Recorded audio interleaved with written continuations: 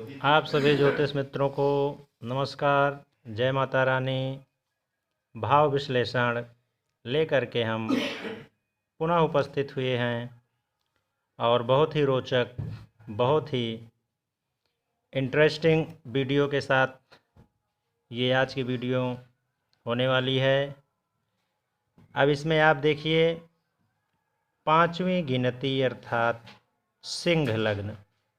आइए समय न जाया करते हुए सीधे तथ्यों पर आते हैं और कुंडली का यह पहला तथ्य, जहाँ की एक अर्थात मेष में सूर्य उच्च का होता है और 5 में सूर्य स्वराशि का होता है, तो यह अत्यंत ही श्रेष्ठ संकेत है। दूसरा श्रेष्ठ संकेत ये है कि बुध आदित्य योग।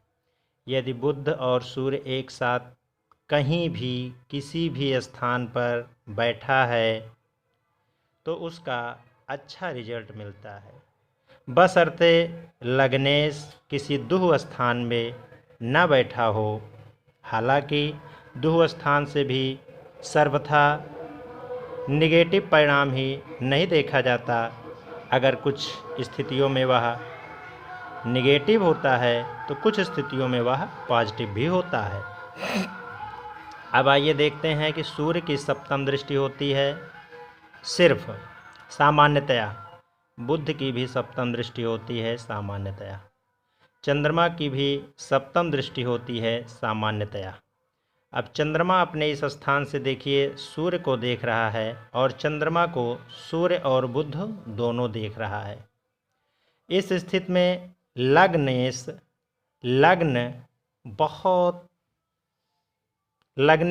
तो बहुत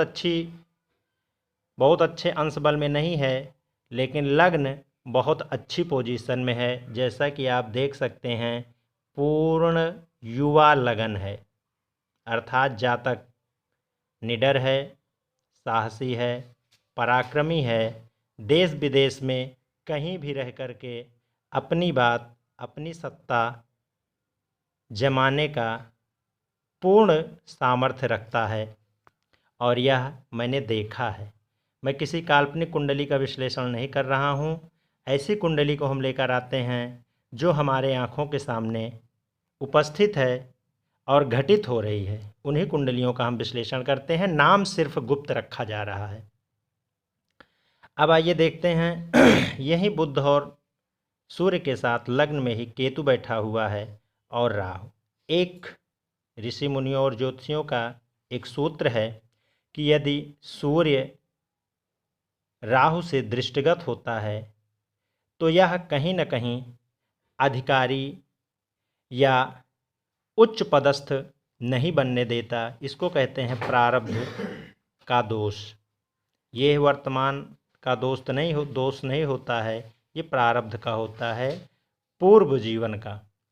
और वास्तव में ये राहु यहाँ से और केंद्र में केंद्रस्थ केतु कहीं न कहीं जातक को ब्लड प्रेशर, ब्लड, घबराहट सब कुछ दे रहा है, ये मैं जानता हूँ।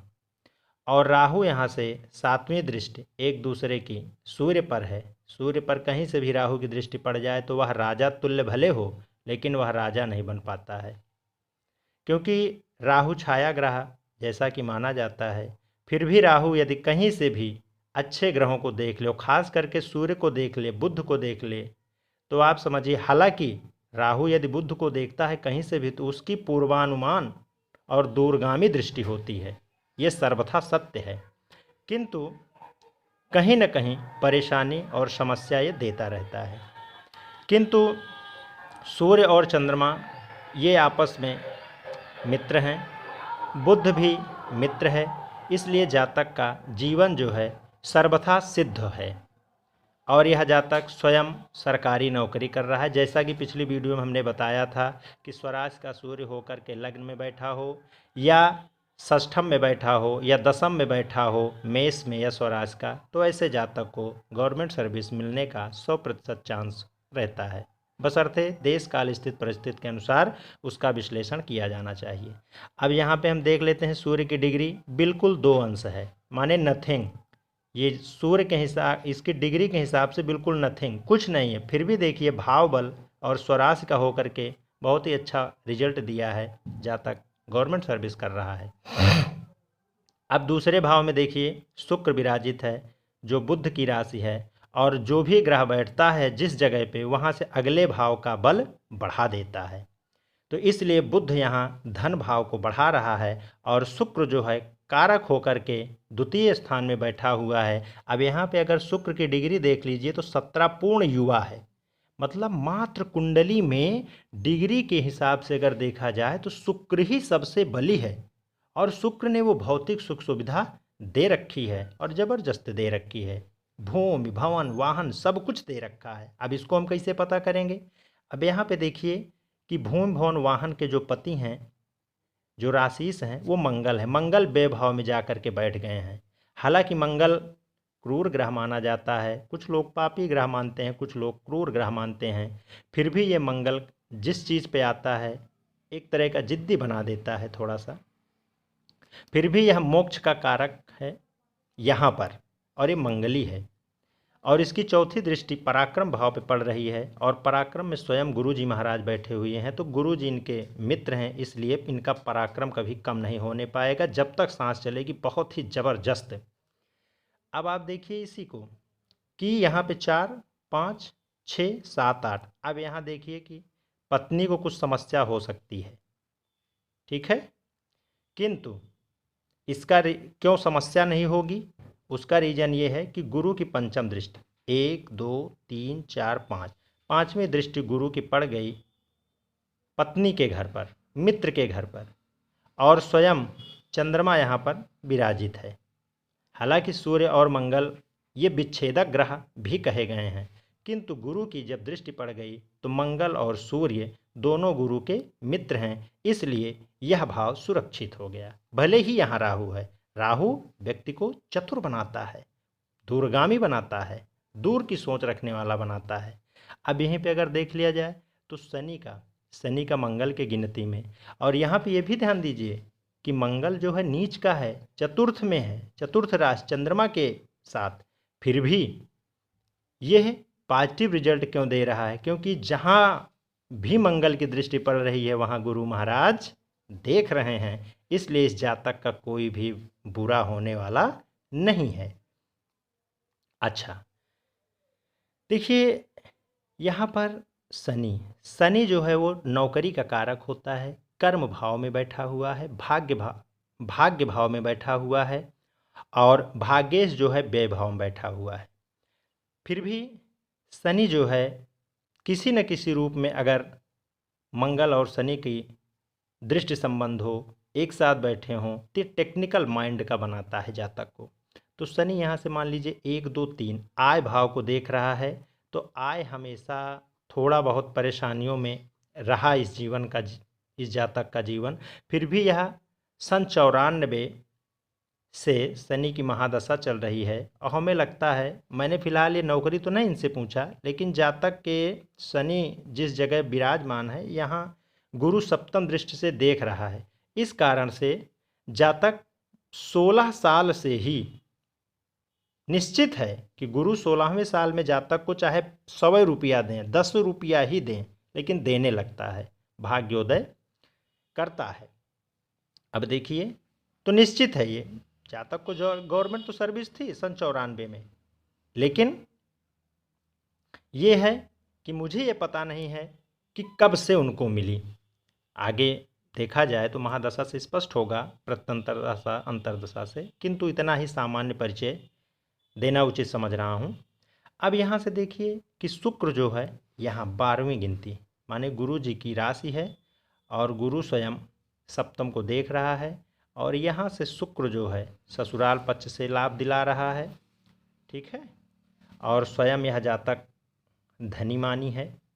तो इस तरह से यदि आपकी कुंडली में कहीं भी ऐसे ग्रहों का संयोग बनता है तो ऐसा ही फलादेश समझें, क्योंकि डिग्री बहुत कुछ होती है। लेकिन अब आप देखिए चंद्रमा 29 डिग्री है, वृद्ध है, मंगल की भी 26 है, डिग्री ठीक नहीं है, बुध की भी 29 डिग्री है, ठीक नहीं है, गुरु भी 7 डिग्री पे है, ठीक नहीं है, शनि भी 28 डिग्री है, ठीक नहीं है।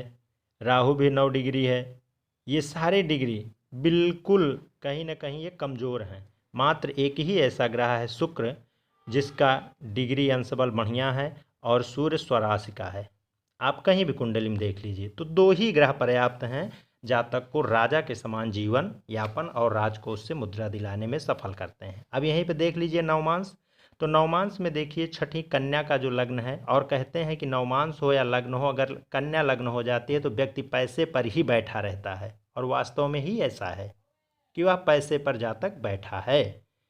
अब देखिए यहाँ पर गुरु स्वराश के हो गए, भूमि भवन वाहन, तो निश्चित है गुरु ने इनको सब कुछ दे दिया। वहाँ से आप अगर एनालिसिस करते हैं, विश्लेषण करते हैं तो। और राहु यहाँ पर बैठता है तो माँ को थोड़ी सी तकलीफ देता है, लेकिन माँ का जीवन नहीं लेता। जबकि यहाँ शनि बैठता है तो ज़्यादा, क्योंकि दो पापक ग्रह हो गए, शनि को पूर्णतया पापक ग्रह और राहु को पूर्णतया पापक ग्रह, और यहाँ से सप्तम से केतु भी देख रहा है। हालांकि अच्छा ये है कि गुरु बुध, लेकिन जीवन का माता पिता के दृष्टिकोण से जीवन बहुत ही संघर्षशील रहा। दोनों के सुख में बिल्कुल कमी देखने को ही नहीं मिला कि किस प्रकार से। हालांकि यहाँ से हमने कहा मामा का पक्ष, ससुराल का पक्ष, यहाँ से तो ये तो इनका था ठीक, लेकिन कुछ मिला नहीं। ऐसे ही आप देखिए मंगल यहाँ पर आकर के देखिए, फिर मंगली, नवमांश में भी मंगली हो गया है जातक। लेकिन कहीं ना कहीं गुरुदेव ने यहाँ से 1 2 3 4 5 6 7 इनका जो पद प्रतिष्ठा है उसको बचाने का कार्य किए, और 1 2 3 4 5 इनके आयु, यहाँ पे सूर्य उच्च का हो गया, ये भी ध्यान रखिए, मेष का हो गया, ठीक है। जातक का कई बार पैसा इधर उधर लगा है, उसका जातक को कोई लाभ नहीं मिला है, क्योंकि यहाँ पे सूर्य विराजित रहे या 2 में विराजित रहे तो ऐसा जातक बहुत ही स्वाभिमानी होता है, और समय आने पर वो कहो तो जितनी संपत्ति कमाया रहता है वो सब लगा सकता है दांव पे। लेकिन ऐसा नहीं है, क्योंकि गुरु की दृष्टि पड़ रही है तो उसके प्रभाव में कमी आ जाती है। अब आइए देखते हैं चंद्र कुंडली में स्वयं चंद्रमा आकर के, मान लीजिए चंद्र कुंडली लग्न से ही बनाया जाता है, लग्न मान लिया जाता है। अब यहाँ से शनि देखिए पराक्रम में बैठ गया, अच्छा है। मंगल यहाँ पे फिर राशि को, चंद्रमा के राशि को पकड़ के रखा है, तो यहाँ इसके शत्रु जो भी होंगे वो अपने आप शांत रहेंगे जीवन पर्यंत। सूर्य बुध केतु, यहाँ आके सूर्य फिर स्वराशि का ही होगा, जो जहाँ पे बैठा है वैसा ही होगा, भाव खाली चेंज होगा बस। अब शुक्र यहाँ आ गया अष्टम में, इसलिए थोड़ा सा मामला गड़बड़ हो गया कि जातक को कहीं ना कोई बीमारी शुक्र से संबंधित लगा रहेगा, मधुमेह वगैरह या इस प्रकार से। अब गुरु यहाँ पे देखिए 9वें भाव में आ गए, ये सबसे बेहतरीन हो गया कि यहाँ पे शनि और यहाँ पे गुरु। तो गुरु जी ने चंद्र कुंडली के हिसाब से 16 साल से ही इनको धन देना प्रारंभ कर दिए। और इसी तरह से बहुत सारे सूत्र हैं जिनको हम एक एक करके छोटे छोटे वीडियो में लेते आएंगे। और ये 13 मिनट से ज़्यादा का वीडियो हो रहा है, बस इसी के साथ इस वीडियो को हम समाप्त करते हैं। फिर पुनः मिलेंगे अगले वीडियो के साथ। इन वीडियो को समझने के लिए आप ऐसे होरा चक्र बना करके अपने अपने कुंडली को देख सकते हैं। यदि भाववस्त भी अगर ग्रह इस प्रकार से बैठे हैं तब भी उसका कहीं ना कहीं पॉजिटिव आप सामान्यतः रिजल्ट निकाल सकते हैं। तो अगर आपको वीडियो पसंद आया है तो लाइक करें, सब्सक्राइब करें, शेयर करें। धन्यवाद।